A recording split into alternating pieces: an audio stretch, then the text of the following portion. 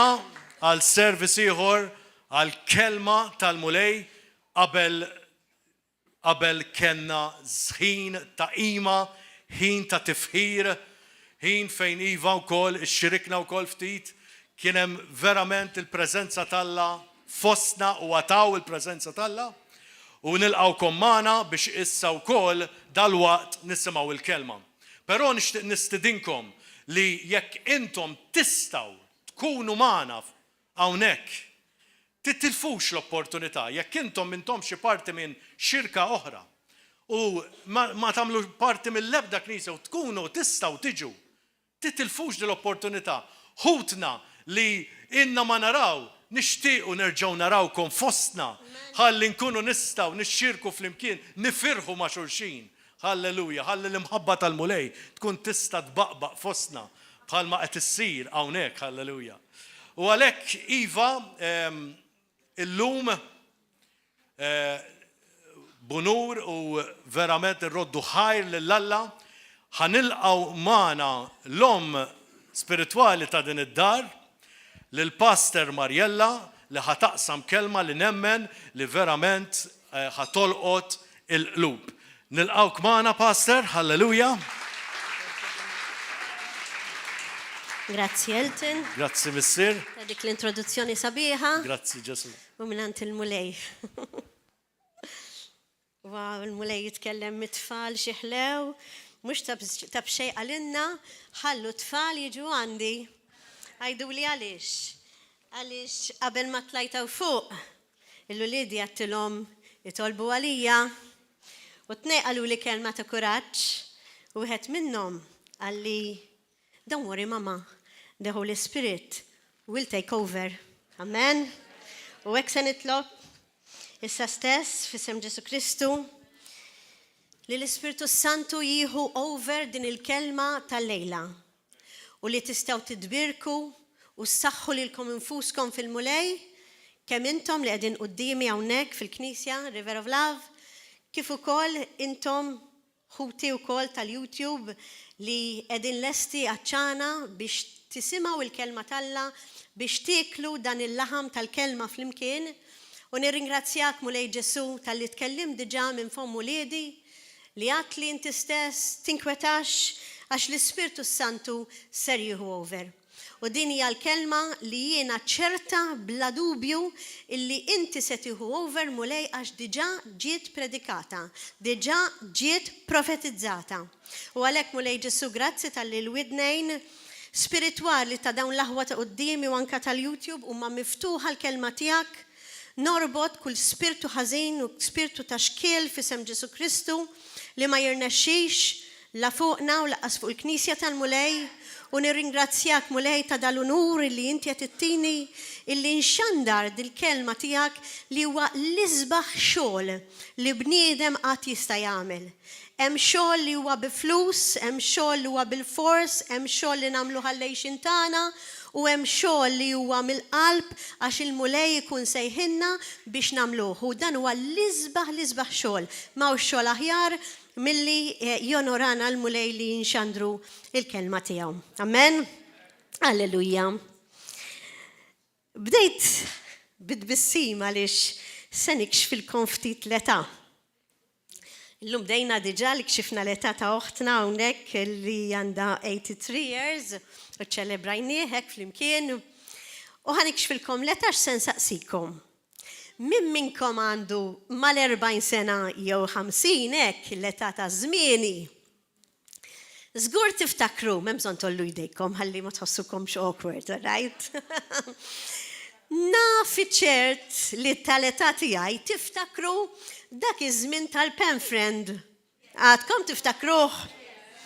Għal min ma jafx u għal min għadu żgħir.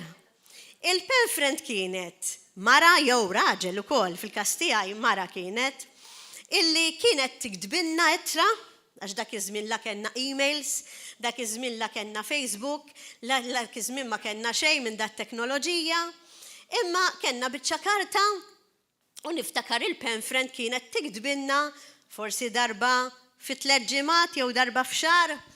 U għadni niftakar l-entużjażmu ma nafx ma tiftakrux intom li kien ikolli meta kont nirċievi xi jittra minn għand il-pen friend u ġen kien ikolli biex naqra u ġen kien ikolli biex insir naf x'ħatajdli biex insir naf aħjar b'tama li xi darba nintaqa' magħha u xi darba nsifer u mmuranda u jew tiġi għandi. U niftakar kont immurek fil-kamra tiegħi kwieta ħalli ħadd ma jtellifni. U naqra xini tajdli dil-pen friend, ħabiba tiegħi. U jien b'entużjażmu kbir mill-ewwel kont nikdbilha lura. Aqqas kont inħalli ġurnata tgħaddi. Dak kien l-entużjażmu tiegħi. Kont naqbad biċċa karta u nibda nirrispondi għalura b'eċitament u b'entużjażmu għal dak li qed tgħidli u nibatila minnu fih. L-għena tiegħi kienet li nagħmel dil-komunikazzjoni mal-pen friend u ma kienx waħda pen friend għaw min kellu iżjed, kienet moda dak iż-żmien u maġina l-aħwa x'ferħ kbir kien ikun meta dil-pen friend kienet tibatilna xi rigal.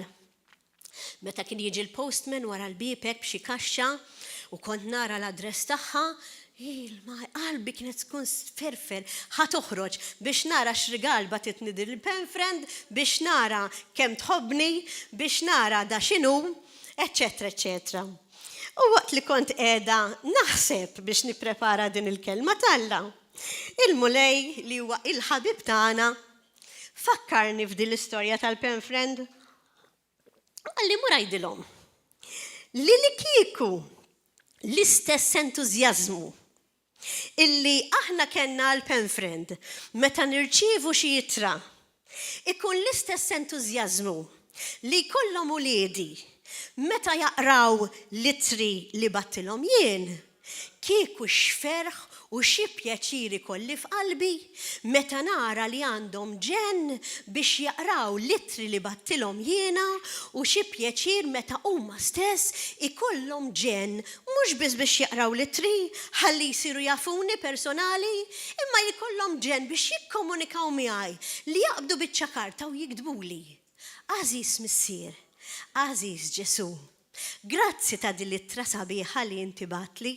Biżżejjed ngħidu li jekk naqbdu l-kelma talla u nħarsu biss lejn il-Ġdid Testament insibu li m'għandniex inqas minn 27 ittra li l-mulej batilna biex aħna nixtarruha, biex aħna nsiru nafuh u biex aħna nkunu nafu ma' min qed nitkellmu biex ma nsemmix l-Antik Testament.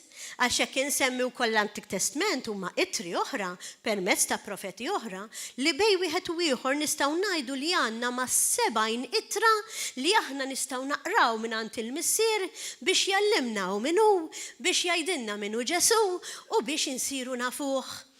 Għandna dak l-entużjażmu li kien ikonna tal-pen friend. Għandna dak l-entużjażmu li nikdbulu jew kellha nkellmuh minnu fih. Għax bħalma l-pen friend hija ħabiba, jekk nafu verament il-kelma talla nafu li l-mulej jgħidilna mhux se nsejħilkom iżjed. Xiex? Għaddejja imma se nsejħilkom ħbieb tiegħi. Għax jekk intom tafuni u jekk jiena narafkom, intom viċin tiegħi, intimi miegħi u iżjed kemm tkellmuni, forsi mhux bil-fors permezz ta' ittra, forsi permezz li aħna nitkellmu miegħu ta' kuljum, mhux biss iktar insiru nafuh l-aħwa, imma iktar ikonna kuraġġ għax l-Ispirtu Santu, l-Spiritu Talla huwa spiritu ta' kuraġġ biex nagħmlu dak li qalinna hu meta qalinna morru xandru. Kif tista' tmur ix-xandaru minnu jekk int ma taqrax litri tal-ħabib tiegħek? Faċli pereżempju li nistgħu nħarsu lejn ftit itri minn dawk li kitbilna. U kieku kelli nsaqsikom l-aħwa, tafu kull ittra xtajt fuq Ġesu?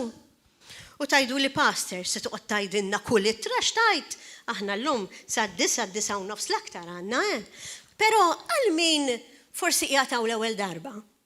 Għal min forsi jaf il-mulej, imma jixtieq kun jafu iżjed. Għal min forsi ma qarax l-ittri kollha, forsi qara 2, 3 u m'għandux idea Kristu u Alla nnifsu minnu, Hawnhekk qiegħda ħdejkom u faċċata tagħkom biex inkellimkom fuq u minnu ħalli nkunu nistgħu nagħmlu dak li qalilna. Jekk ma nsirux nafuh ma nistgħux nobdu veru. U l-mulej jgħidilna imbirkin dawk jaqraw il-kelma tiegħi u jobduha. Kif nistgħu nkunu ġenwini nobduha jekk ma naqrawx daw litri u ħanibda mill-Ġdid Testament forsi daqsxejn iktar faċli. L-aħwa, tafu f'Mattew kif jintroduċina lil-mulej. F'Mattew li hija l-ewwel ittra lil mulej ħallilna tajt jew tintroduċi lil mulej bħala l-Ġesu bħala ir-re tal-Lut.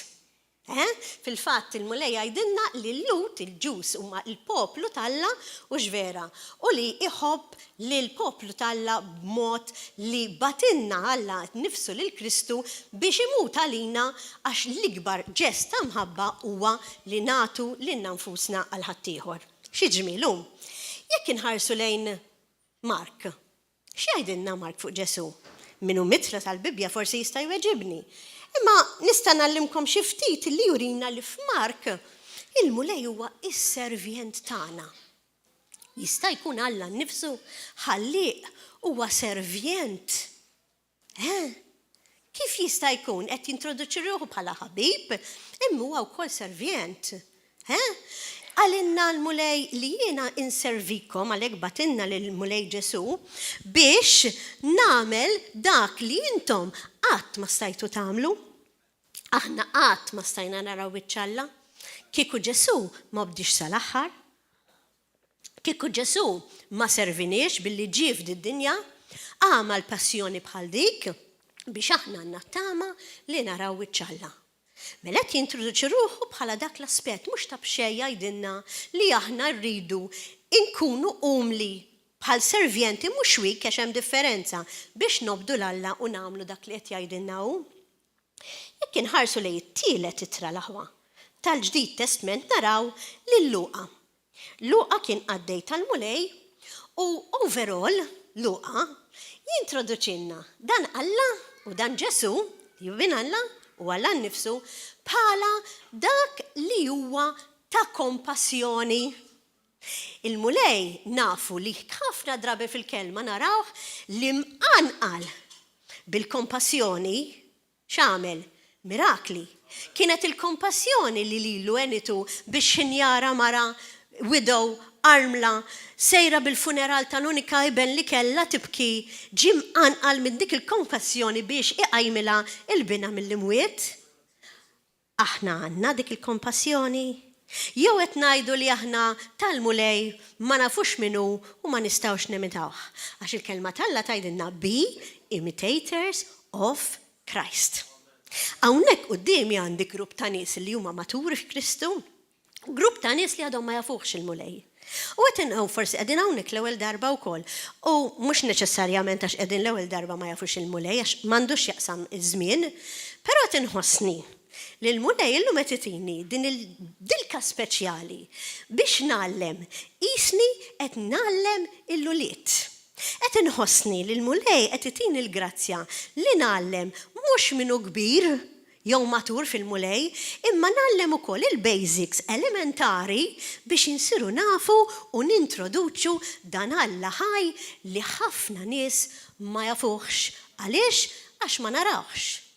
Però l-aħwa, ftit ilu kellna esperjenza li forsi ma kienx esperjenza pjaċevoli ħafna, fejn xi ħadd mit-tfal tiegħi bdew jgħidulu li huwa il-Jesus u jgħidulu li huwa Bible man, jiena lija dak unur.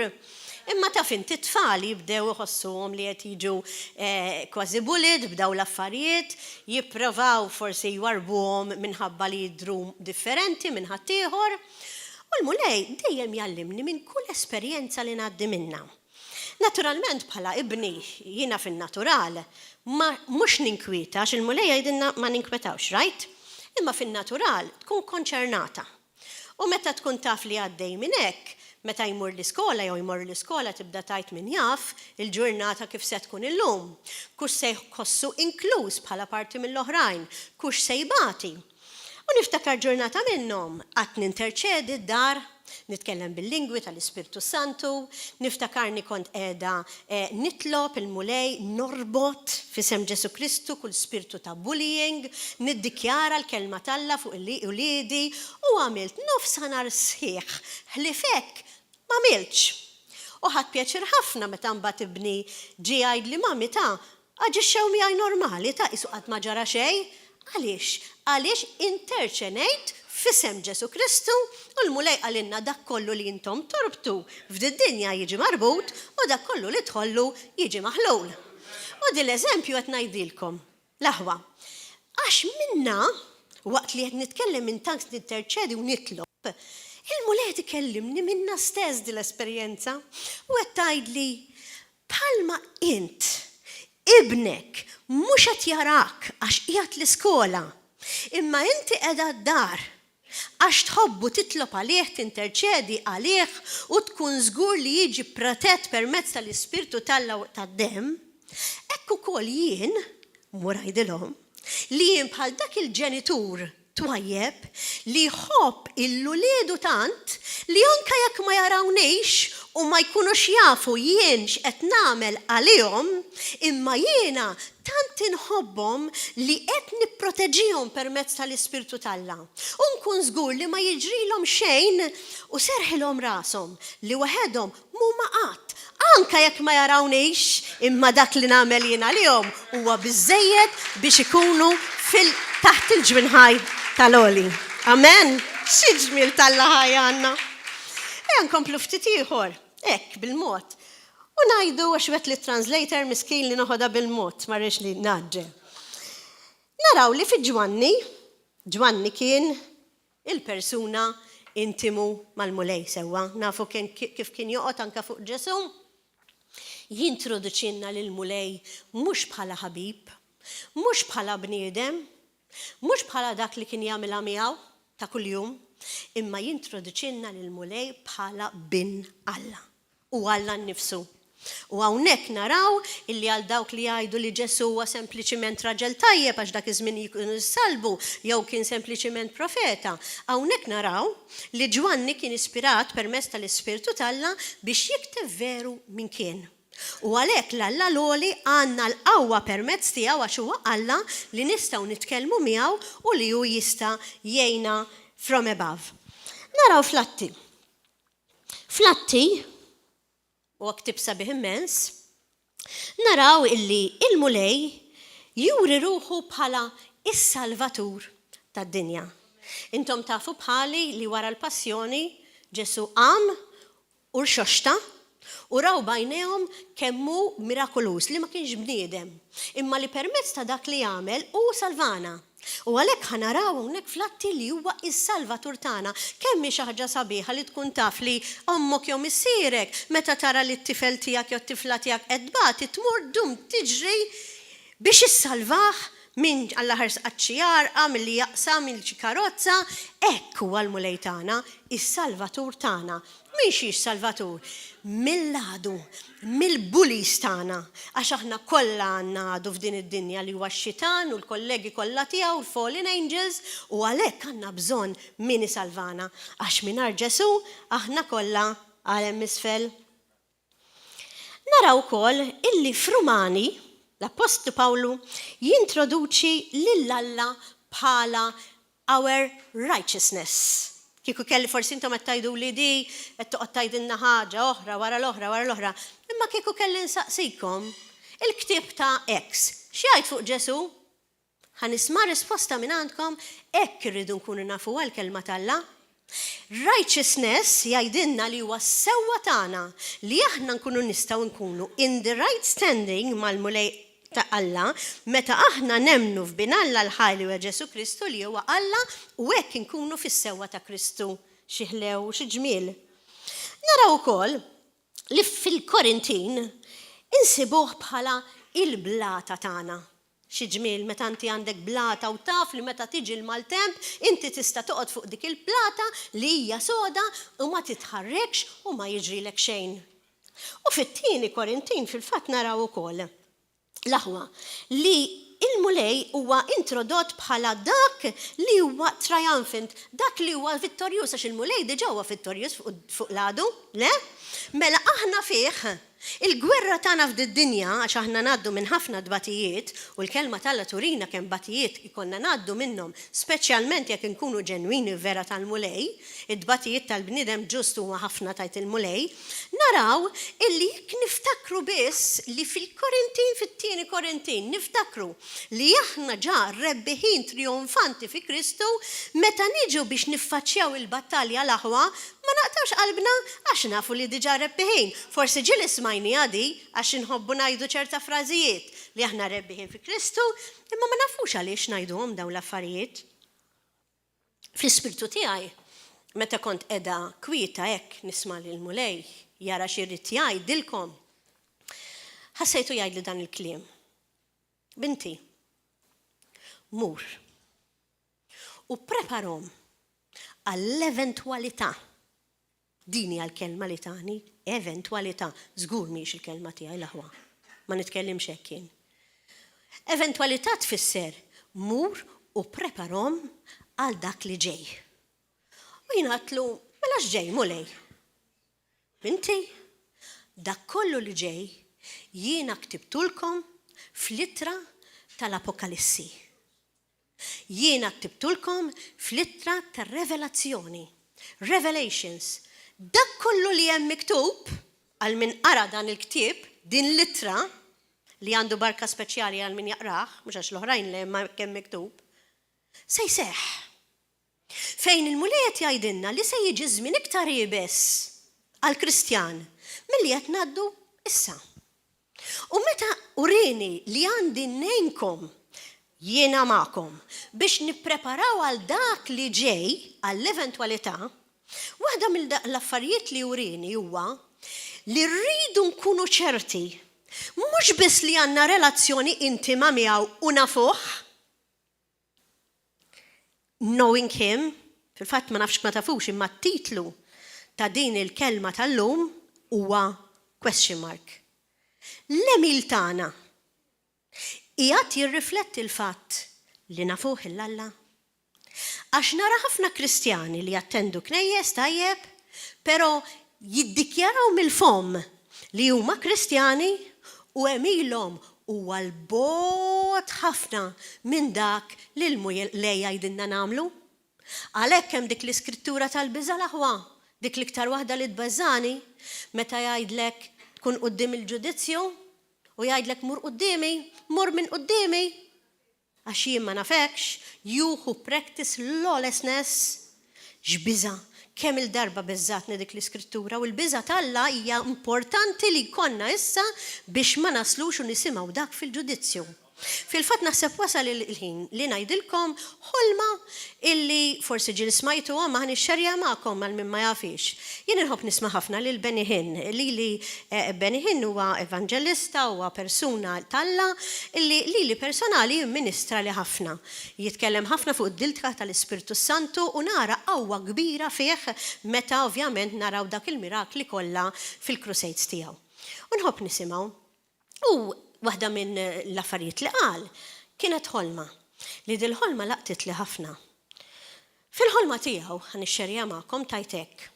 Qal rajtni li kont qiegħed f'ringiela ta' ħafna nies. U din ir-ringiela ta' ħafna nies l-aħwa kienu kollha qed jistennew il-ġudizzju tal-mulej. L-ewwel persuna illi kien għall-ġudizzju il-mulej għamillu hekk. Infetaħ bib spalankat sabiħ tad-deb u tal-perli u dan ir-raġel kien imwilet mill-ġdid u ġenwin u l-mulej daħlu fis-saltna tiegħu. Il-ferħ li kien hemm kien straordinarju sija ta' dan ir-raġel u sija wkoll tal-oħrajn li kienu ġejjin biex jilqgħu mill-ġenna. U qal li għaraft waħda pastor li kienet diġà qiegħda mal-mulej li hu kien jafa personali li fil-knisja kienet iddoq il-pjanu u smqal li semaħħa iddoq il-pjanu fil-ġenna kif kienet tagħmel fil-knisja u kienet qed iddoq daq ta' ferħ trionfanti li persuna ġiet salvata għax emnet f'Ġesu Kristu u mhux biss emnet imma l-aġir tiegħu kien kongruenti, kien ta' obbedjenza ma' dak li qal Ġesu. Kemm minna nixtiequ nesperjenzaw dak il-ferħ. Għalinna però ġiet tieni wieħed fil-ħolma ta' Benny Hinn din, u il-mulej is-serja. U x'in is-serja kull ma għamel ġest.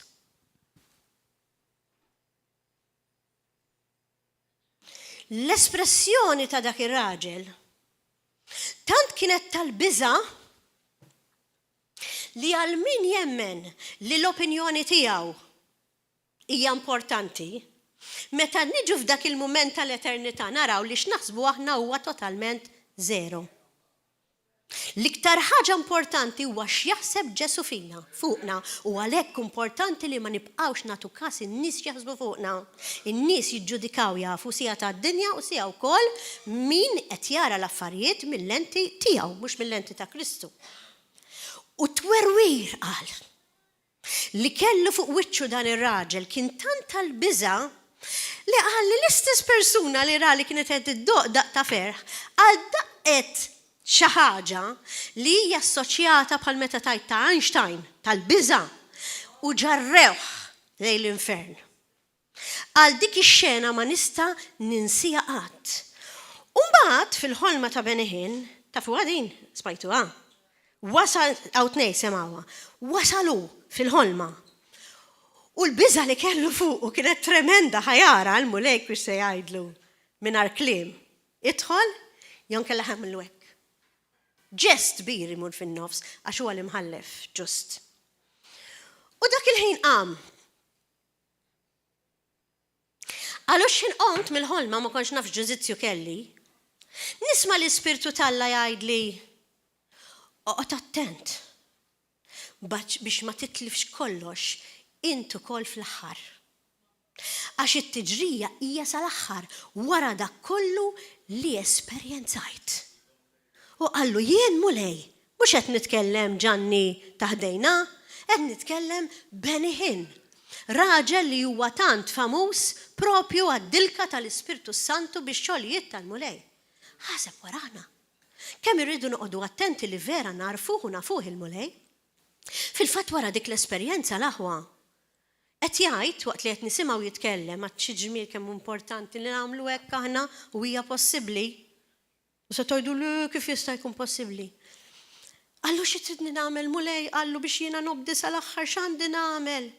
U sema l-Ispirtu talla jgħidlu itfi il-midja kollha li għandek.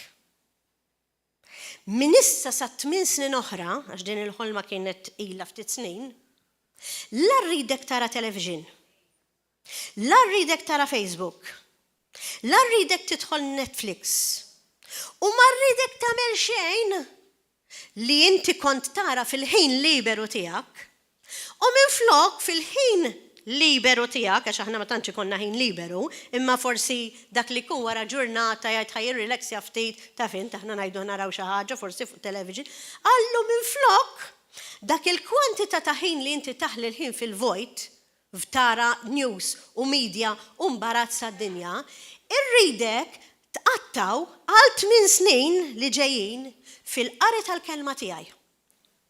Ħalli ssir taf jien min jien. U qallu meta ssir taf jien min jien, ir-relazzjoni li jkollna ta' bejnietna tkun tant sabiħa u intima li bekk biss inti ħad tkun preparat biex il-mument li tiġi qudiemi ngħidlek well done, good and faithful servant.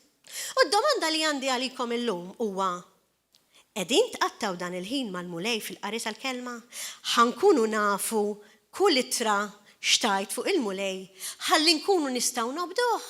Għax jekk aħna mhux qed insibu ħin biex naqraw il-kelma tagħna u nqattaw ħin f'komunikazzjoni with our friend bħal pen friend, no way ma se nkunu nafuh, u no way ma nistgħu nibnu relazzjoni intima, u no way ma nistgħu nkunu ħaġa waħda miegħu, u no way ma jista' jarana bħala ħbieb tagħna. Qegħdin lesti l-aħwa. Kont qed ngħidilkom fl-Ispirtu tiegħi x'tani, qalli mur ngħidilhom li jekk ma jkunux lesti f'dan il-perjodu li mhux l-iktar perjodu qiebes, għax ġej perjodu iktar qiebes. Bħal meta ġieli smajni għadin, fil-bidu tal-ħlas il-contractions ikunu ftit, Imma mbagħad meta tkun ħadd tixtri fl-aħħar il-contractions iżidu l-ġieħ iżid. U l-mulej fl-ispirtu tiegħi tani jekk mhumiex kapaċi il-kelma kienet endure. If they are not able to endure the persecution that they are facing now for me, jekk mhumiex kapaċi li il-kelma endure bil-Malti hija jippersistu, jissapportu. Il-persekuzzjoni li kull Kristjan bil-fors irid jgħaddi għal Kristu mill-lupi ta' madwarhom, mill-volpijiet, għalhekk qegħdin attenti mill-volpijiet, kif se jkunu kapaċi jifilħu biex jibqgħu testimoni għalija fil-mument li jiġi dan kien żmien iebes fejn jekk inti ma tieħux il-marka, jekk inti tiċħat il-Kristu orrajt, jekk inti ma tiċħatx jaqtawlek rasek, hemm miktub fl-Apokalissi. Għalhekk għalinna kollox miktub qed issir diġà issa f'ċerta pajjiżi, imma huwa miktub li ħassir ma' kull Kristjan. Għax l-għadu jrid jeħles minn dawk in-nies kollha li huma tal-mulej. Se nkunu kapaċi ma niċduħx f'dak iż-żminijiet. Se nkunu kapaċi anke jekk ma niklux noqogħdu mingħajr il-marka tal-bestja.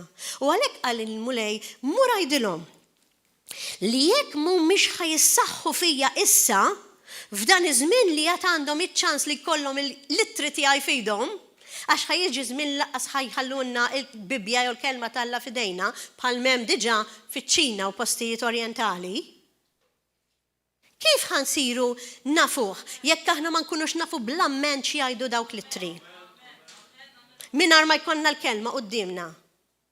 U narawha bħala vantaġġ li llum il-ġurnata għandna l-Bibja, għandna l-kelma, għandna l-ittri qudiemna għax għad għandna ċans mhux naraw bħala telf ta' żmien jew ħanoqogħdu naraw il-Facebook jew ħanoqogħdu naraw il-YouTube fuq telf ta' żmien. That is all dejjem skont il-mulej wasting time. Aħna x'qed nagħmlu?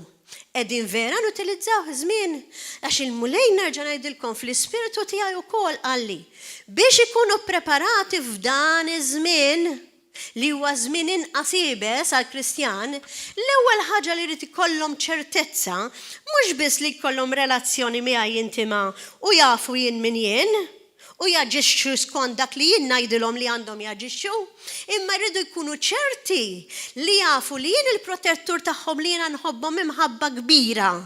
Li tant irid ikollna rasna mistrieħa bħal meta dak it-tifel għandu rasu mistrieħa lil mama qed titlob għalih u l-papà qed jipproteġih. L-istess mod. Jekk aħna b'dan il-mod, dan iż-żmien ma nafux ċerti minu l-mulej u għadna nsaqsu, imma fej kien f'dak iż-żmien meta jiena batejt.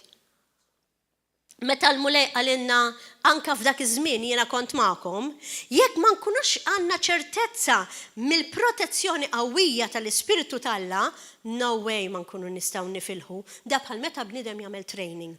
Il-mulej urini li this time is training ground. Dak kollha li qed jagħmlu training biex ikunu fiżikament b'saħħithom, meta jiġi xi ħadd li huwa b'saħħtu fiżikament biex jiġġieled miegħek, inti se tkun b'saħħtek biex tiġġieled lura. Jekk għandek xi ħadd li huwa dajjef għax mhux b'saħħtu, se jiġi xi ħadd li huwa iktar b'saħħtu minnek u jgħelbek. U mhux qed nitkellem fil-fiżiku hawn dik metafora, qed nitkellem fil-spiritwal. Għalhekk il-mulej qed jgħidilna libsu l-armatura kollha, għax jekk xi ħadd li jkun b'saħħtu, l-għadu, iżjed minnek għax kapaċi jqarqek b'dak li jgħidlek, tikrolla. Għalhekk il-kelma tal-Alla dejjem tgħidilna titqarqux. Għax ix-xitan li huwa l-giddib x'jagħmel dejjem jgħidlek affarijiet biex jaqtalek qalbek u biex titqarraq u biex tara Ġesu kif vera mhuwiex dak li aħna nafu li hu. That is a lie from the pit of hell. Imma jekk inżommu wibsin u nkunu nafu verament minnu Ġesu, allura nimxu l-qudiem. Naf li semmejtilkom diversi drabi, ma konx naf li ħanarġa' nsemmiha, imma l-benefiċċju ta' dawk li huma ġodda qed niftakar f'darba f'ħolma meta rajt li l-għadu ħdejja u għattilha xi trid kienet formata mara u qalt li rid inkellmek u qalt li daħaq bikom. Ngħidilkom di malajra ġieli semmejta għattila min. Qalt li Ġesu Kristu u niftakar jiena kellimta mill-ewwel bl-iskrittura u għattila taqdbina int għaxem miktub li inti għalla volja rajta forma ta' mara il-missir tal-gideb. Dak huwa l-mod kif aħna rridu naffaċċjaw lill-għadu bħalma Ġesu nnifsu meta kien qiegħed fit-tentazzjoni għallu hemm miktub. U kif ħankunu nafu kif ħanirrispondu jekk ma nafux x'hemm miktub, jekk ma nafux x'inhuma litri li l-mulej ħallina. Wasalna fil-Galatin. Wow, il-Galatin jurina l-aħwa. Li l-mulej huwa l-libertà tagħna. He set us free mill-għadu. Allura jekk nafu li l-mulej huwa l-libertà tagħna, aħna kif nibqgħu naġixxu ta' skjavi? Kif nibqgħu mdejqin u nibdew nħassru lil anfusna u ngħidu kemm sendum sejrek, kemm sendum ma noħroġ minna dis-sitwazzjoni. Inti diġà ħriġt minna dik is-sitwazzjoni. Għax aħna mhux iċ-ċirkostanzi ta' madwarna naraw, anke jekk inkunu l-ħabs il-mulej jgħidilna nkunu liberi bħalma ġralu Pawlu u anka Sajlas għax is-sisien ġew miftuħa, aħseb wara. Mela ejja nibdew narfu minn Ġesu u nitkellmu naġixxu eżatt kif jgħidilna hu. Għaliex qed ngħid eżatt kif jgħidilna hu. L-aħwa, meta l-mulej jgħidilna fil-kelma tiegħu titqarqux, taf x'rid jgħidilna? Ħantikom storja oħra nafu li intom tħobbuhom l-istejjer. Li l-istorja veru. Kien hemm persuna. U dar raġel ġie għand il-pastor. U li l-pastor pastor, għandu problema kbira. U dak għallu xi problema? Għallu għandu problema spirituali u anka karnali. Għallu ma jien Kristjan. Għallu xi problema għandek? Għallu għandu problema ta' last kbira.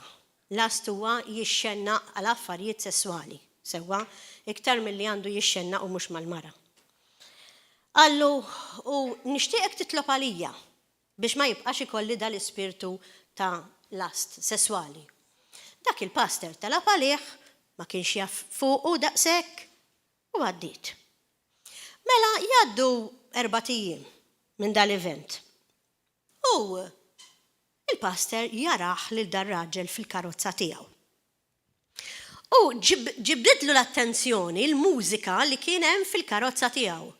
Dum, dum, dum, dum, dum, dum, dum, dum ta' disco u hija kollha sesswali bi kliem maħmuġin. U l-pastor baqa' mbellaħ. U qal, ħammur ħdejh ħankellmu lil da. Mhux ħanajdilkom x'kienet id-diska. Għax mill-ewwel tindunaw, diska famuża tad-dinja. U l-pastor qallu, skużani ta' ngħidlek. Qallu inti ġejt għandi biex tgħidli li inti għandek spiritu sesswali, biex nitlob għalik ħalli teħles minnu. Qallu meta inti qed tiftaħlu ir-radio qed tiftaħlu l-bieb biex jarġa' jidħol permezz ta' din il-mużika. Ma nafux li l-mulej jgħidilna darba minnhom smajt testimonjanza ta' mara li kienet marret il-ġenna u ġiet lura. U qalla l-mulej murajt lil uliedi, dawk li jridu veru iseguni, il-ġenwini, li jekk iridu jisimgħu il-mużika, jisimgħu il-mużika tiegħi. Praises for the Lord, lodi għal-mulej. Għax Alla, id-diski l-oħra li m'għandhom x'jaqsmu ma' tifħir tal-Alla, kollha huma ispirati minn missier il-kittib tagħhom li hu x-xitan. Jekk min issa l-qudiem tajdu b'daqshekk billi nisma' naqra d-diska sabiħa tinstema fil-widnej, intom taħsbu li x-xitan huwa ħmar. Il-kelma tal-lem miktub li Satan huwa l-iktar astut mill-entitajiet kollha. U sejtik mużika sabiħa tal-widna li inti taqgħod tisfhem magħha. Ftit ta' żmien ilu niftakar li rajt xi grupp jisfnu fil-karnival u jaħasra ma jafux x'inhu ma jisfnu ma' diska li kienet tajtet nisfhem max-xitan. U għaddaw bis-serjetà u jisfnu u qed jieħdu pjaċir u ma jafux x'ispirtijiet idaħlu fihom. Mela, jekk verament irridu namlu dak li qed jgħidilna l-mulej llum, diġà tajtkom żewġ hints li jidhru forsi għalikom qed tgħidu impossibbli li nagħmluha. 1. Ma nisimgħux iżjed imbarazz tad-dinja u dak il-ħin li nqattaw fl-iminalina nistrieħu naraw l-affarijiet tal-ħajja kollha gideb inqattaw fil-kelma. Għax il-kelma minnan fija ta' tikkuraġġ issirta fil-mulej u inti tiġi iktar b'saħħtek spiritwalment. U t-tieni jekk vera rridu nobdu l-mulej, il-mulej qed jagħtina instructions illum biex id-diski tad-dinja ma nisimgħux iżjed. Għax id-diski tad-dinja li huma miktuba minn nies li mhumiex Kristjani jifhmu dejjem prova. Meta jiktbu l-lyrics tagħhom, l-ispirazzjoni tagħhom mhijiex mingħand l-Ispirtu tal-Alla, mingħand l-Ispirtu Santu li jgħix mhux fin-nies tad-dinja, jgħix fil-Kristjan. X'jgħix fin-nies tad-dinja jekk mhux Kristjan? L-Ispirtu ieħor. Allura meta jiktbu dawn il-lyrics, meta jiktbu din il-mużika, l-ispirazzjoni mhux ġejja bħal kelma tal-Alla minn mulej, imma ġejja mix-xitan. Lesti li minn issa l-qudiem nisimgħu biss diski li jfaħru l-Alla. Għax jekk veru rridu nkunu preparati għall-eventwalità m'għandniex mod ieħor. U jekk xi ħadd minna qed jgħidli ma dik naqra żvok tiegħi. Jekk dawn il-medja u jekk dawk id-diski għadhom l-idolatrija tiegħek, il-mulej jridek taqtaħħom illum qabel ma jkun tard wisq għalik. Amen? Be imitators of Christ tgħidilna l-kelma, mhux be imitators of the Antichrist. Amen? Alleluja. Nkomplu naraw ftit pass kif qed tarawni mixja bil-mod x'jgħidilna il-Filippin. Littra li kiteb Pawlu lil Filippin x'qallhom li hu l-mulej. Taf kif introduċihom il-Filippin? Bħala our joy. Jiġifieri il-ferħ tagħna. Mela l-ferħ tagħna minn fejn irid jiġi mid-diskow. Il-ferħ tagħna minn fejn irid jiġi mill-ikel. Il-ferħ tagħna minn fejn irid jiġi mill-alkoħol. Minn Kristu biss għax hu biss huwa l-ferħ tagħna. U l-mulej qed jurina li il-ferħ li jtina f'qalbna hija xi ħaġa tant fenomenali li n-nies tad-dinja għadha ma rfitix. Unfortunately l-aħwa kelli għabtit nibki xirrajta, kont qiegħda f'post. Dal-post kien salon u kien hemm television, għallu bil-forsi teħares li qiegħda television qudiemi u bdejt nara disco tas-sajf bil-pool. U nisa u rġiel kulħadd bit-tupis biex ma ngħidilkomx mingħajr xejn. Kważi qegħdin fuq il-spallej tal-irġiel nisa kważi jarwinin u jgħidu jifirħu bil-birer. U l-arbiċċa, għax jgħidu li dik mhix id-dinja vera. Imma ħodt minnhom huma church attendants, nies li jgħidu li huma Kristjani u mbagħad fil-weekend isibhom hemm. Għalhekk il-mulej jara kollox. Il-mulej jittawwal ħalli jara kemm xi ħadd li vera qiegħed isegwi lilu. Għax meta jara l-ipokrit il-mulej, taf x'jgħidilhom l-ipokriti ħanaqbes fl-aħħar biċċa. Għax l-aħħar biċċa jiena ktibt skrittura fuq dak li l-mulej jgħid fuq minu ipokrita. Morru Luqa 12 vers 2.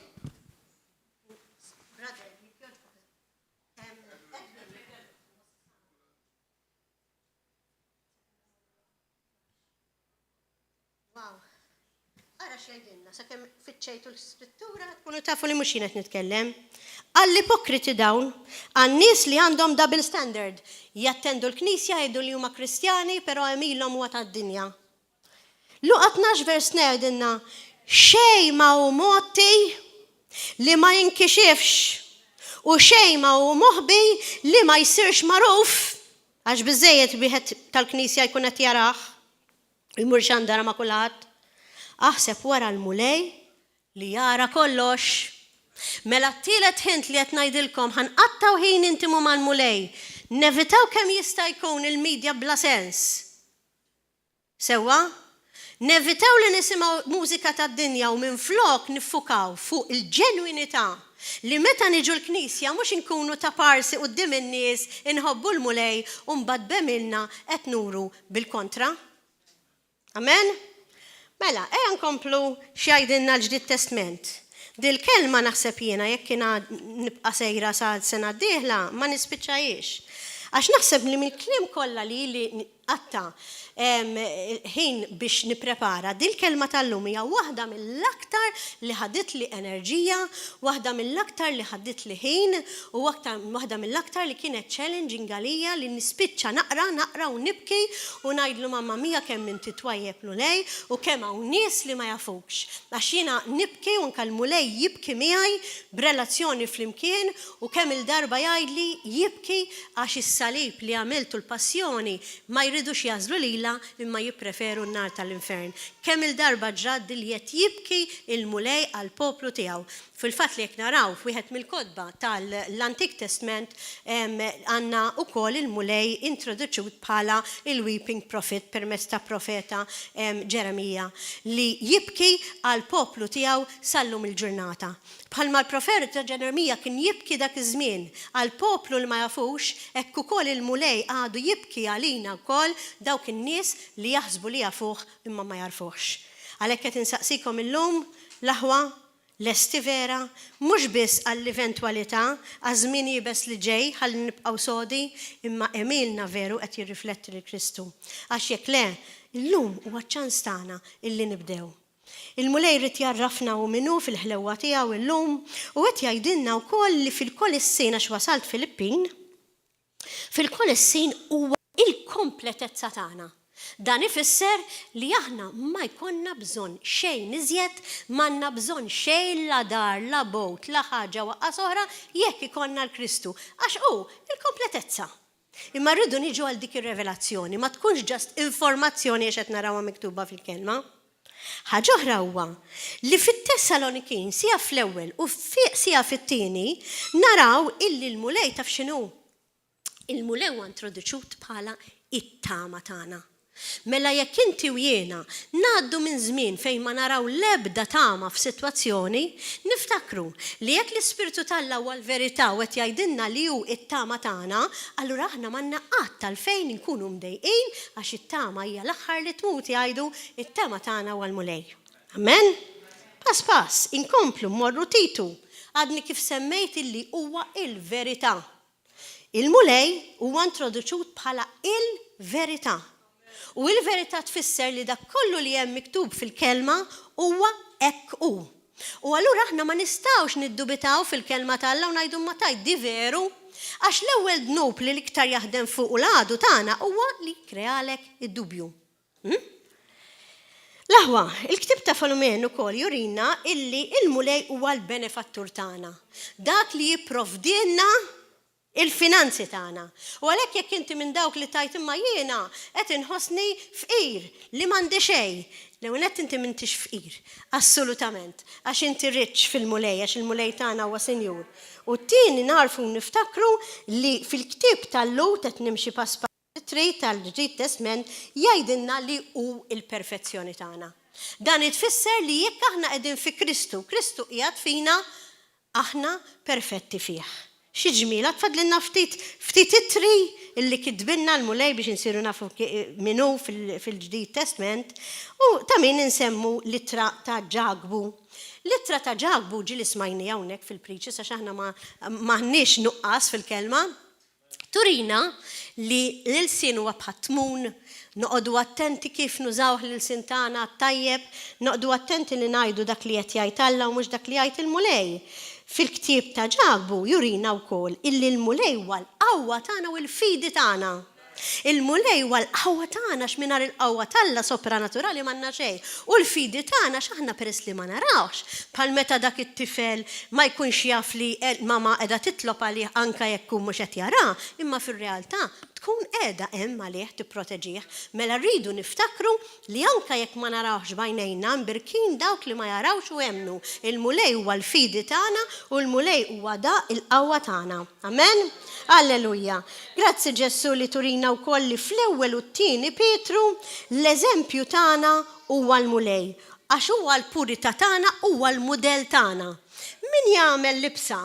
Intom tafu bħali illi libsa għandha il-pattern, libsa għandha id-dizin. Jekk inti tixtieq tagħmel libsa b'disin mod, kun taf kif se tiġi minn qabel.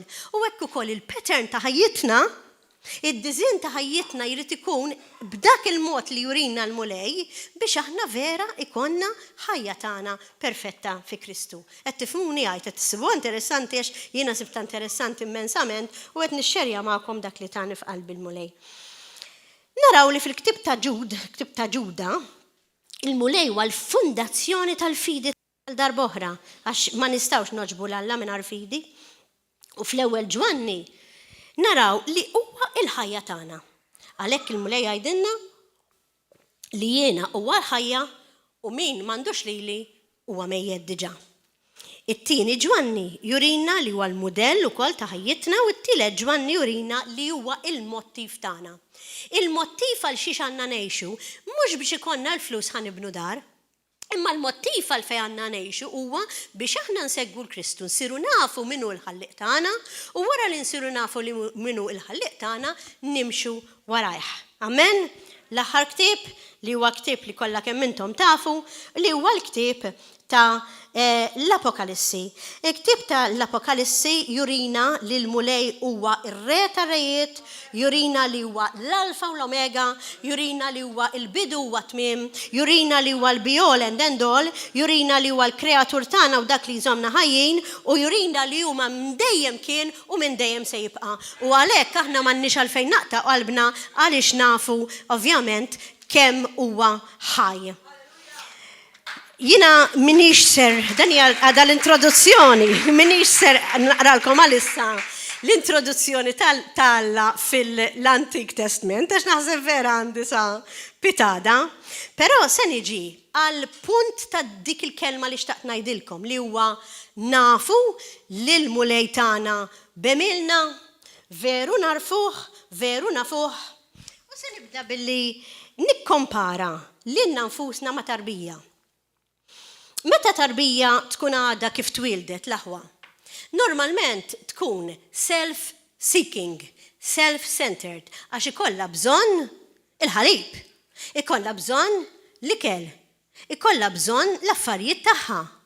U waħedha mi kapaċi tagħmel xejn. Allura l-unika ħaġa li jkollha ħsieb tagħha huwa li tara kif se takkwista l-affarijiet li tixtieqi u meta ma takkwistahomx jekk għandha bżonn il-ħalib tibda tibki.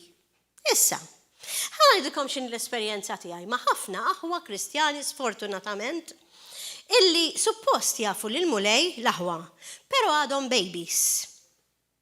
Nies li huma mingħajr Kristu u aħwa Kristjani li ma jafux il-mulej huma bħal dik it-tarbija. Self-centered, self-seeking u kull ma jagħmluh biss għalihom infushom, għal bżonn li għandhom huma. Dak li fil-psikoloġija ngħidulhom narcissisti. U ħanaraw għaliex il-mulej jgħidilna il-dawk in-nies li jibqgħu self-centered ma nafkomx. Il-mulej jgħidilna biex impoġġu the new self, put on the new self, right? U jgħidilna biex inneħħu l-old self tagħna. Fil-fatt il-kelma talla tgħidilna mir-Rumani 12:2 timxux max-xejra ta' d-dinja iżda nbidlu skont it-tiġdid ta' femietkom biex iselħilkom tarfu x'inhu r-rida talla u x'inhu tajjeb u li joġob lill-Alla perfett. Mela x'joġob lill-Alla perfett? Mhux biss kif jgħidilna f'Rumani 12:1 offru ġisimkom sagrifiċċju ħaj, mhux bħal dak ir-raġel li jibqa' jisma' id-diski sesswali. Okay? U jaħseb li hu ta' Kristox tal-appell il-pastor, imma l-kelma tal-letturina hawnhekk li rridu bil-fors nimbidlu bil-fema tagħna ħalli ma nibqgħux aktar trabi imma nirrealizzaw li l-iskop ta' ħajjitna mhuwiex biex nakkwistaw li rridu aħna bħal dik il-baby, imma apparti narfu minnu Alla l-ħallaq tagħna li aħna nibdew nibnu relazzjonijiet sinifikanti ta' komunikazzjoni ma' ħaddieħor bħalma tarbija tibda bil-mod tibni relazzjoni momma, aħna wkoll rridu nibnu relazzjoni mal-missier tagħna billi nimbidlu bil-fema. U kif? Sentikom daqsxejn eżempji kif il-bniedem li hu self-centered jaġixxi. U jien illum jien qed ngħid għal ħadd. La qed ngħid għal lik u laqas qed ngħid għal ieħor, imma qed ngħid għal min i għalih. Sewwa ħalli ħadd ma jieħu għalih. Mela ħanibda bil-mod billi ngħidilkom illi il-bniedem li huwa self-centered dak li ngħidulu narsissista huwa bniedem li jaħseb li huwa ħelu femilu għax jimina li ħed idaħħaq, jimina li hu gustus, dawn narawhom ta' aħna bħala pastors Kristjani ta' daw mhux qed ngħidlek nies tad-dinja biss, jibqgħu jaġixxu bħala old self u jippretendu li huma Alla. Gustużi minn għalihom li għaxaw jidhru jew ma sbieħ u fir-realtà ħadd ieħor taf kif jarhom.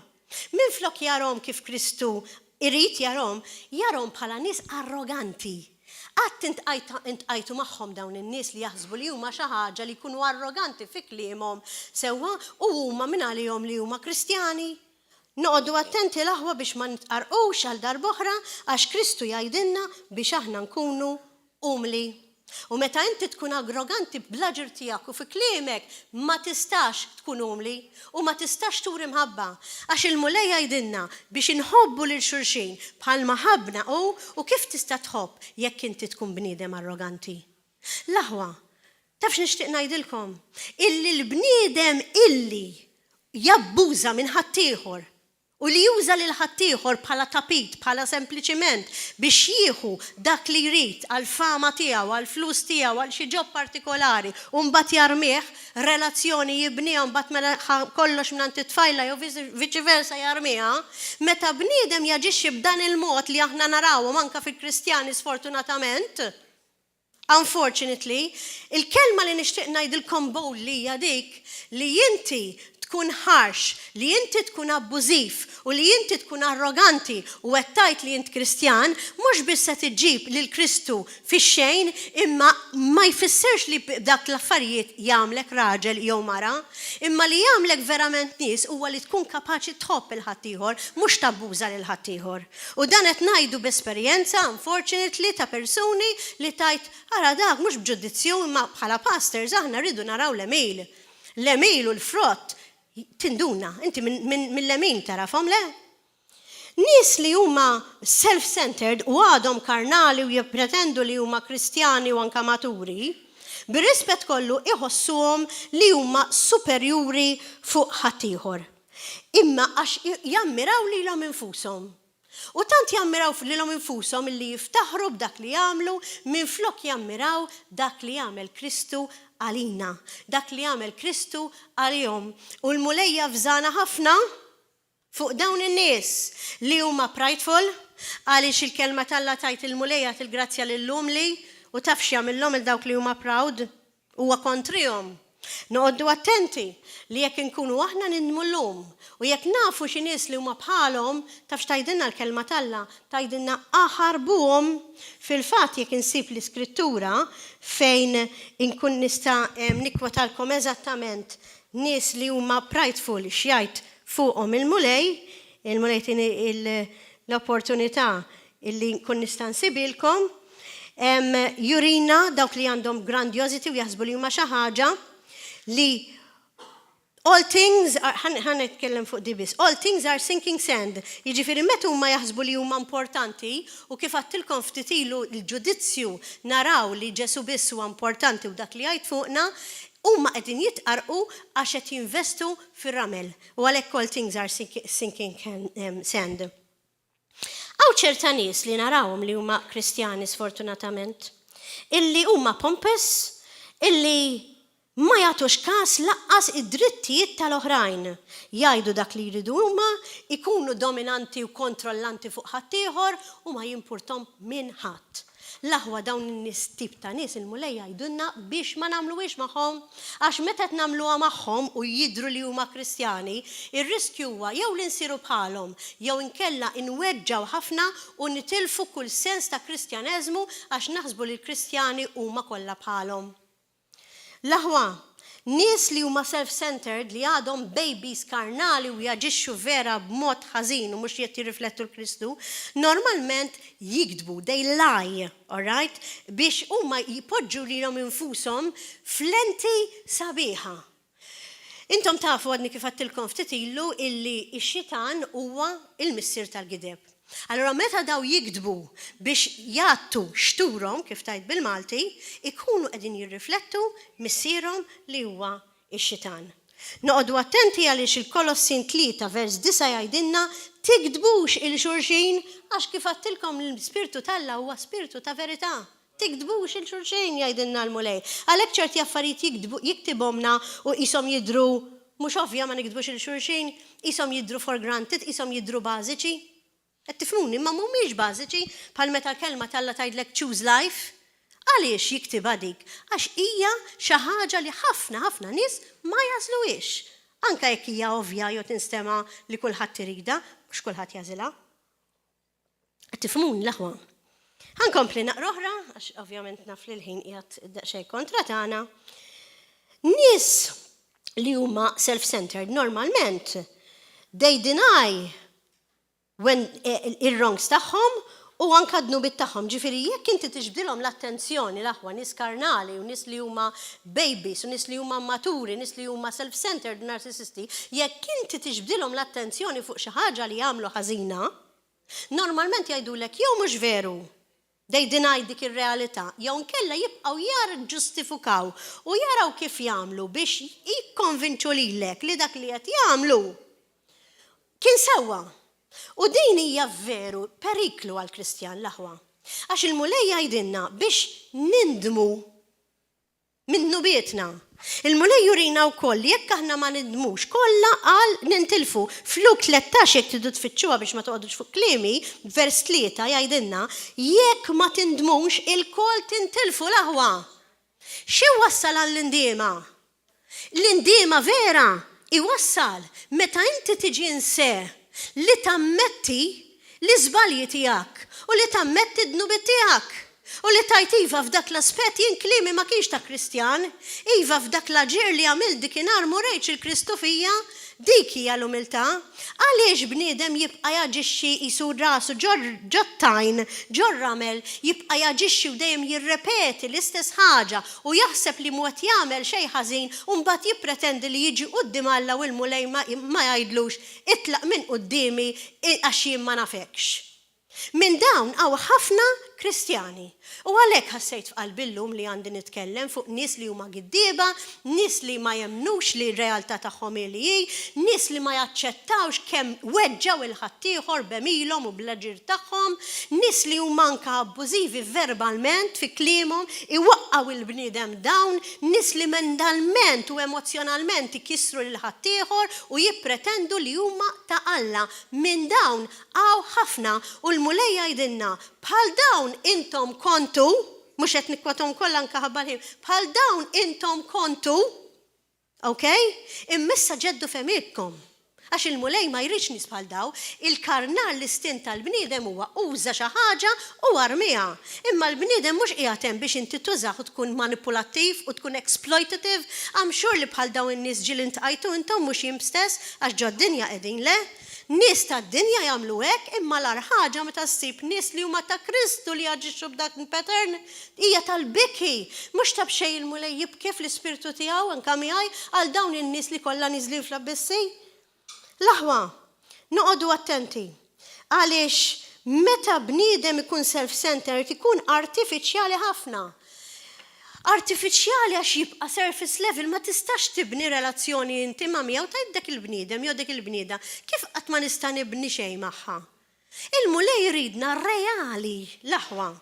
U mhux sempliċiment nafu l-ġesu surface level għax bħalma inti tagħmel ma' ħaddieħor tkun qed tagħmel ma' Kristu. Qed tifhmuni x'qed ngħid?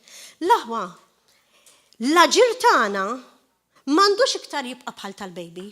Għax il-baby kif għattilkom qabel meta ma jrid xi ħaġa jibda jibki.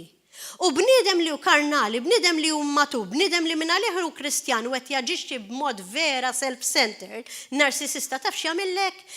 Jidher li hu sweet kultant. U meta jew mara ta' mhux qed ngħid maskili, imma meta dak li jkun irid jew dak li bniedma tkun trid ma tihulix. X'jagħmellek? Jew x'tagħmellek? Jibda jirrabja, jew tibda tirrabja u r-rabja tasal f'aggressività l-aħwa. U mbagħad wara forsi ta' parsi jgħidlek jew tgħidlek sorry, però dik is-sorry ma tkunx mill-qalb. Għax meta bniedem ikun veru self-centered and not Christ-centered. Aħna rridu morru from self-centeredness to Christ-centeredness. Il-bniedem ikun għadu ma jarafx lill-Alla. U għalhekk qiegħda hawnhekk illum biex ngħinu l-xulxin ħalli nsiru verament nafu kif inhu l-mulej. Il-mulej tagħna skont litri li ħallinna mhuwiex abbużiv, mhuwiex manipulattiv, mhuwiex exploitative, mhuwiex verbalment u mentalment ikissrek anzi jagħmellek il-kuraġġ. Il-mulej tagħna permezz tal-Ispirtu Santu jgħidlek inti kapaċi.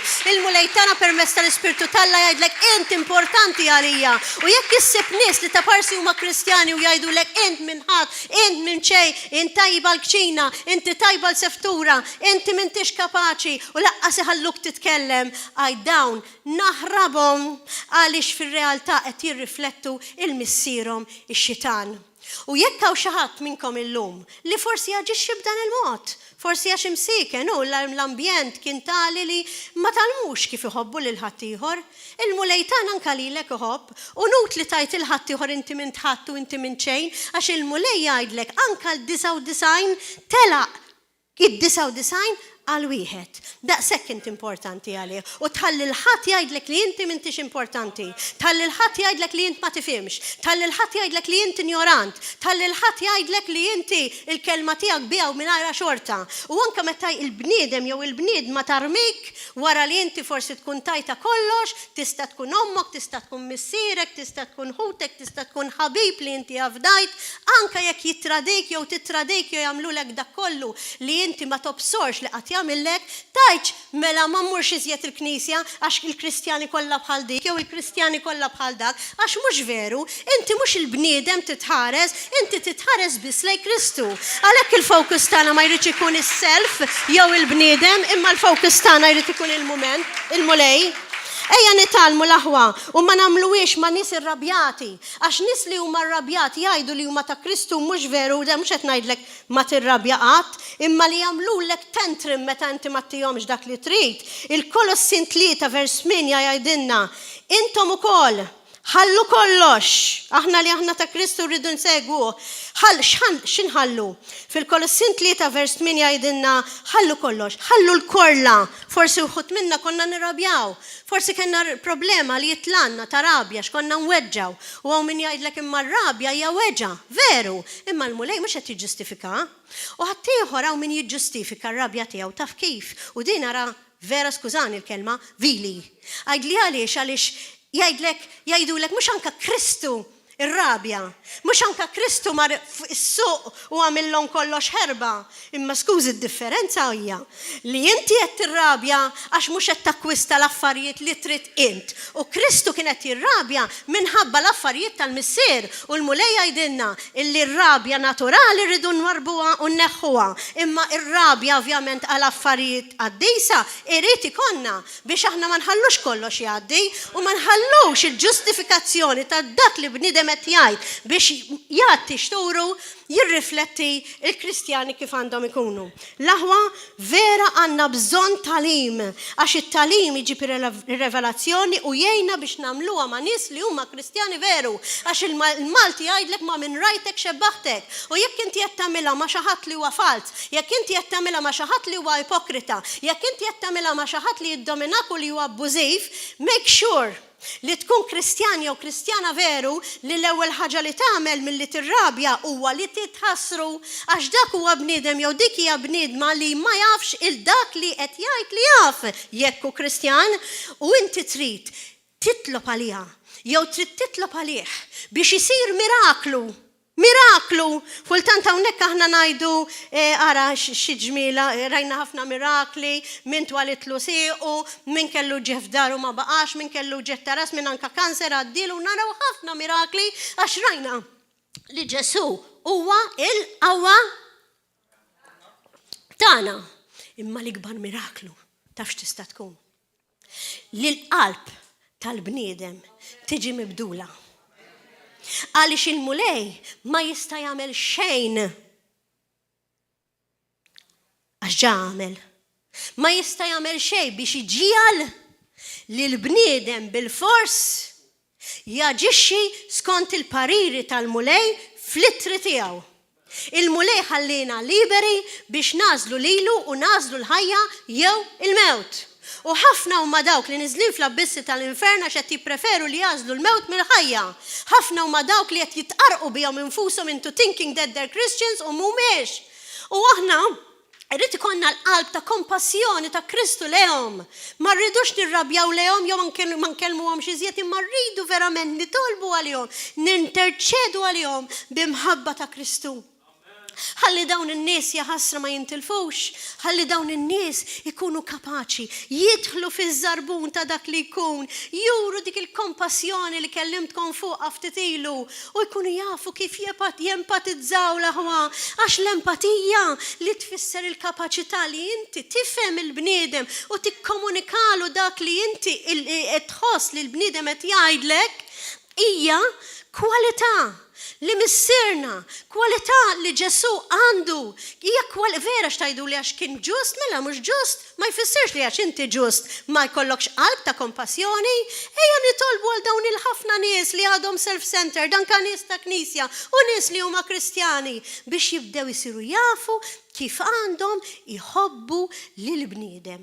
Għaliex il-virtu li tagħmlek verament Kristjan huwa li tħobb lil għajrek bħalek u nnifsek u l-ewwel tħobb l-Alla.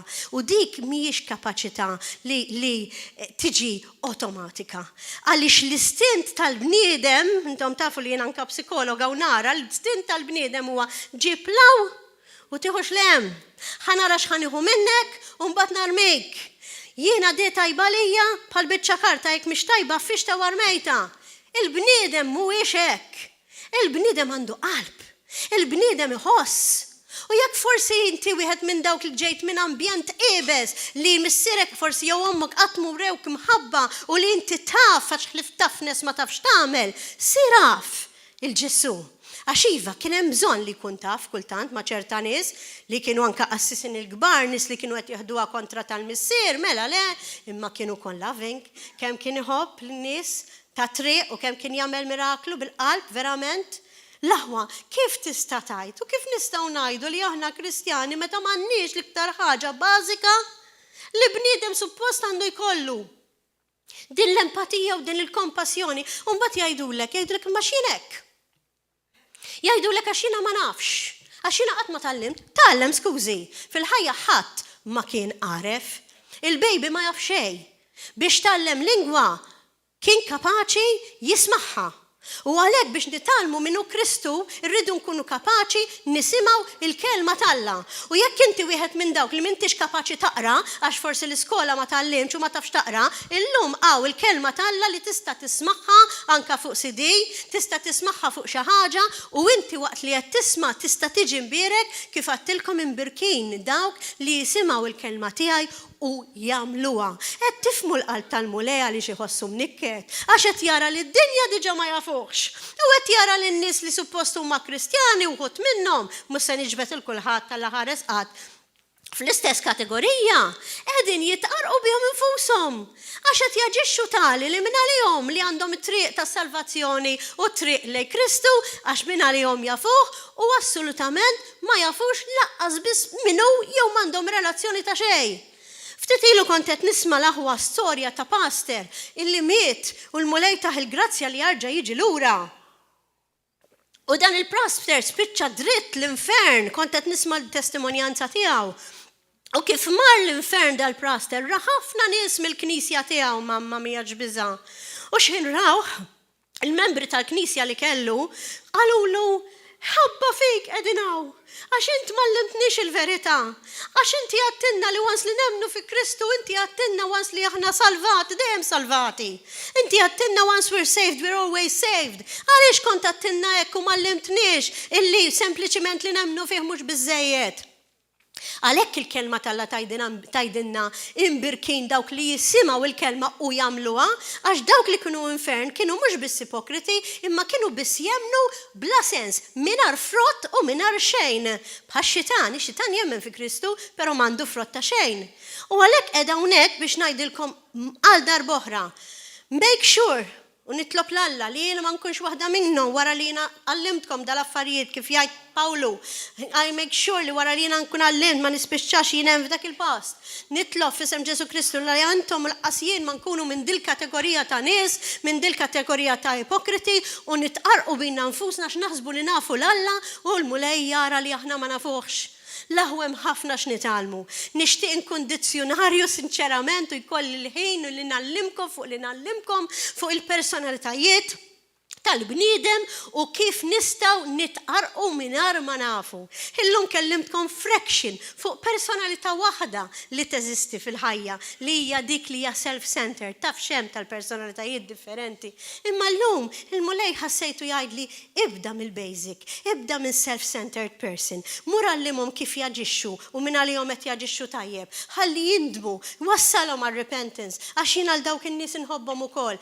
Ejja nitolbu għalihom u jekk xi wħud minnkom intom hekk għax hekk l-aġir tagħkom tajjeb li tammettu għallum il-ġurnata qabel ma jkun tard wisq.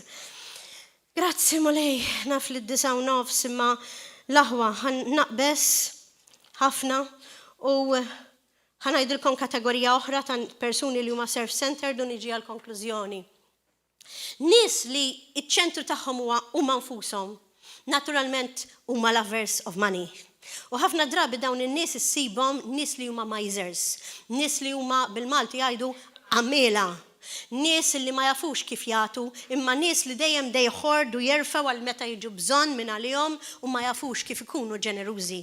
L-aħwa, jekk inti wieħed minn dawn il-misers, ngħidilkom lil nfakkarkom lil mulej jgħidilna biex ma nibnux teżori ta' did-dinja, imma t-teżori li għandna nibnu ma dawk tas-sema għax il-mulej jgħidilna I love a cheerful giver, mela dak kollu li inti għandek mhux tiegħek tawlek il-mulej. Għaliex ma tibdax tkun ta' barka qabel ma tkun tard wisq?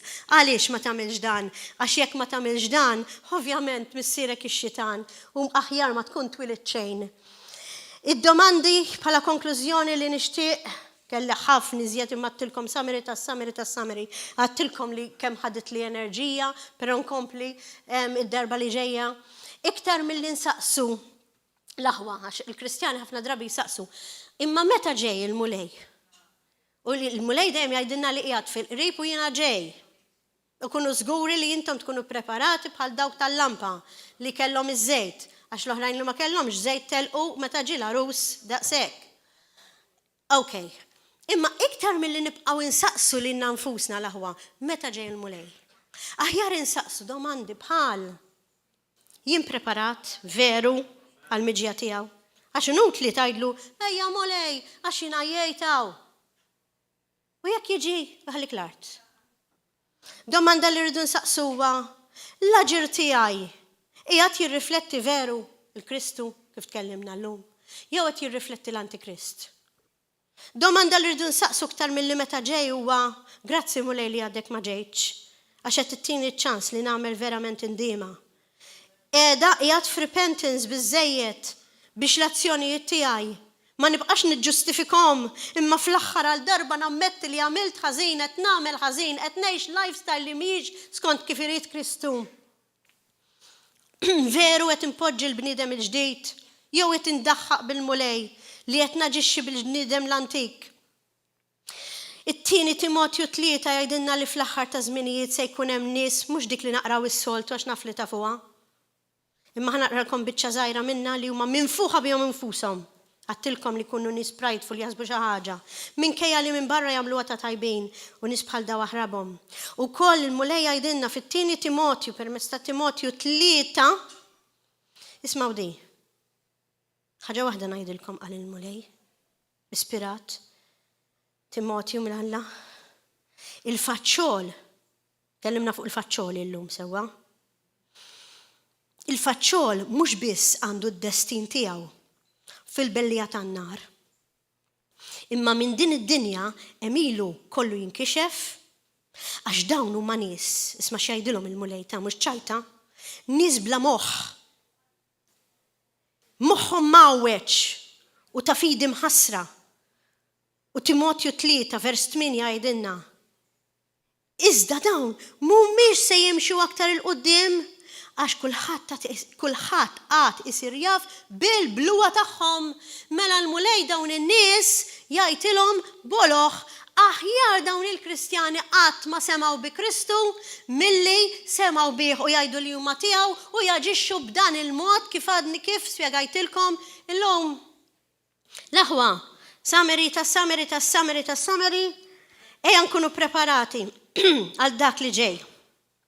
Kif ħankunu preparati? Bis-serjetà jew għat-tawħid ma' Kristu. Anke għat-tawħid ma' l-Ispiritu Santu. Ejja ħallihu jkellimna u naraw xirid minna. Għax minn nar il-kuraġġ tiegħu ma nistgħu nagħmlu xejn. Aħna jien bħala ġenituri li t-tfal tagħna qabel ma jitilqu apparti li nitolbu dejjem magħhom, nagħtuhom kliem ta' kuraġġ u ngħidulhom you're blessed. Tħallu l-ħadd iħammrilkom wiċkom.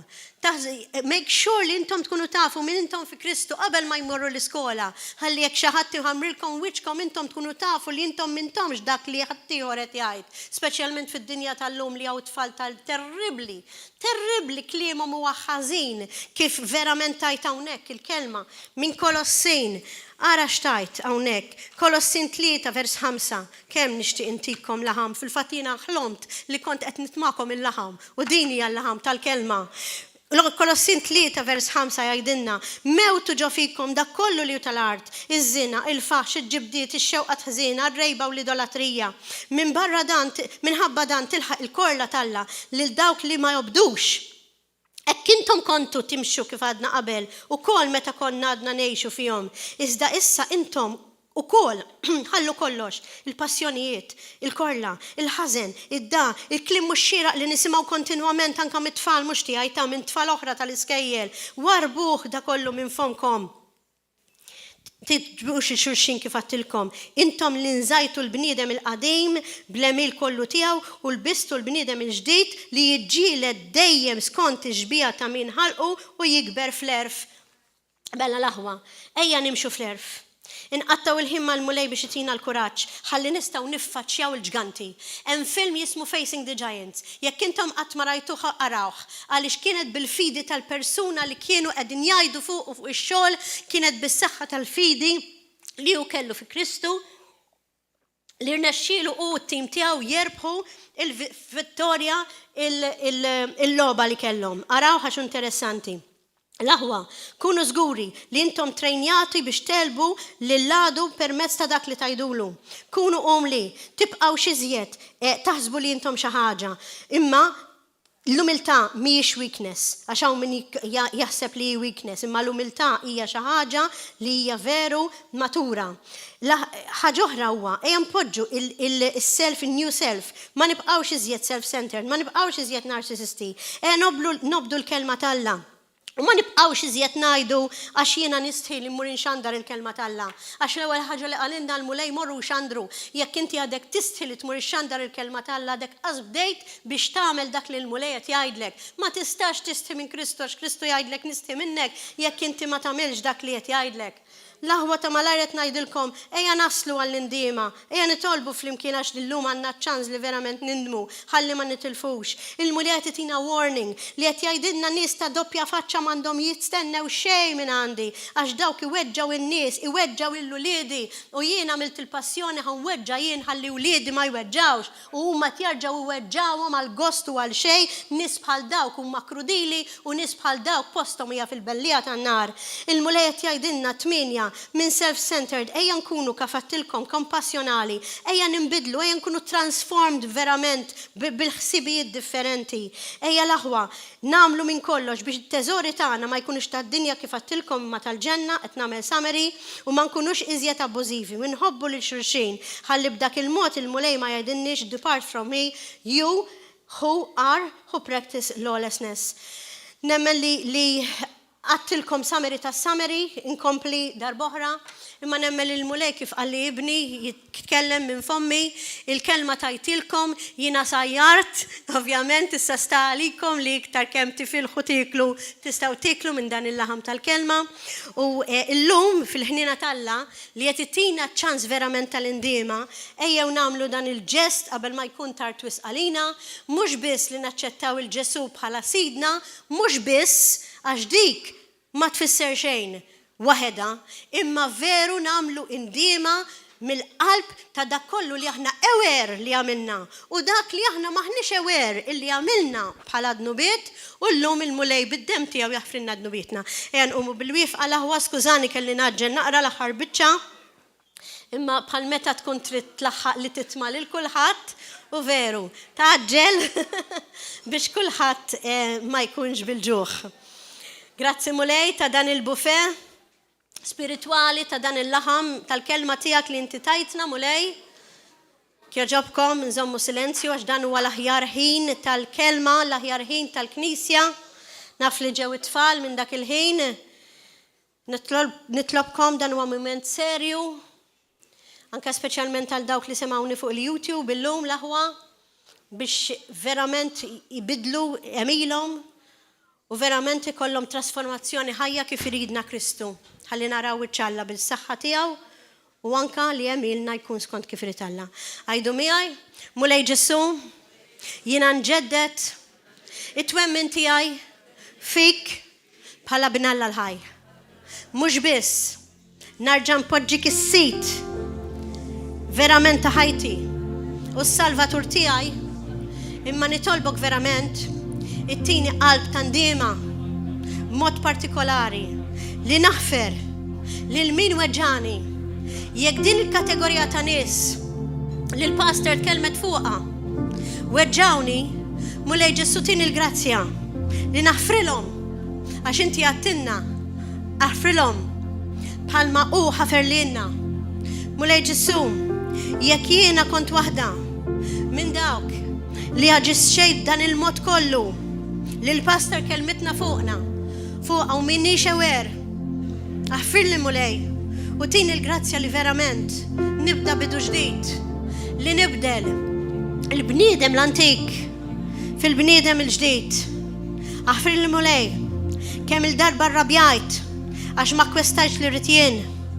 Aħfir li mulej kemm il-darba ma qattajx ħin naqra l-ittri tiegħek, il-kelma tiegħek, il-Bibja biex insir naf int min int.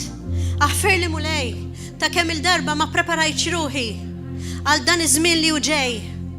Aħfir li mulej lek minn flok kont ta' barka l-ħaddieħor, kont abbużiv mentalment, emozjonalment, forsi sessualment ukoll u forsi anka fiżikament. Aħfir li mulej kemm il-darba kont ipokrita f'għajnejk. Aħfir li mulej kemm il-darba jien ma ġixxejx skont dak li tixtieq int. Aħfir li mulej kemm il-darba ma tkellimx dak li titint.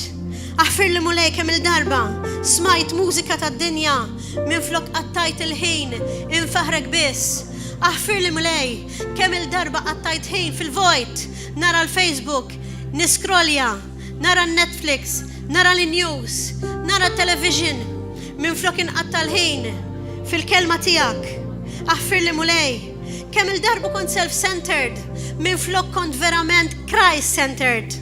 Aħfir li mulej ta' kemm kont giddieb li għat li inti Alla sidi u ġixxejt bħad-demonju, niċħat ix-xitan u l-qawwa kollha li għandu u naċċetta l-ispirtu talla u l-ispirtu talla li jgħini bħal torċ biex nimxi fit-triq id-dritta, dik it-triq tal-verità, dik it-triq li toġbok mulej. Tini l-grazzja għax din tista' tkun l-aħħar jum li jien qed nitolbok maħfra mulej. Ħalli l-moment li inti veru tiġi għalina għax ilek tajdinna li delwaqt ġej. Jiena nkun preparata bl-armatura billi kolli awareness ta' kemm tħobbni mulej Ġesu, billi nkun ġenwina Lord Jesus. U nirringrazzjak Lord Jesus li llum tajtni din iċ-ċans għal darb'oħra qabel ma jkun tard wisq għalija biex insalva, biex nara wiċċek, biex inti ddaħħalni mulej Ġesu fejn inti ippreparajt għal min iħobbok. Inti għattinna fil-kelma tiegħek li għajn qatt ma rat u widna qatt ma semat dak li preparanna lina nħobbuh il-mulej.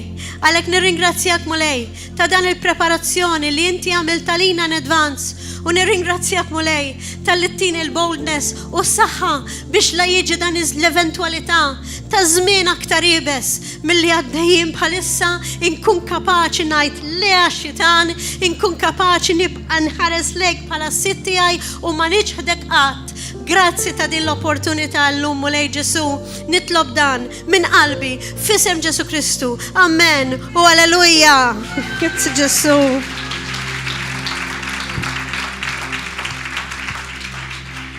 Nirringrazzjaw il-semmija tal-YouTube li ħaddu paċenzja sa delħin jibqgħu jisimgħuna. Nistinnukom li tiġu tissimgħu il-kelma tal-Alla ħajja kull nhar ta' Sibt fis-7 f'River of Love, kull nhar ta' Ħadd filgħodu, fl-10 ta' filgħodu anke kull nhar ta' Erba' fil-għaxija fis-7. Insellmilkom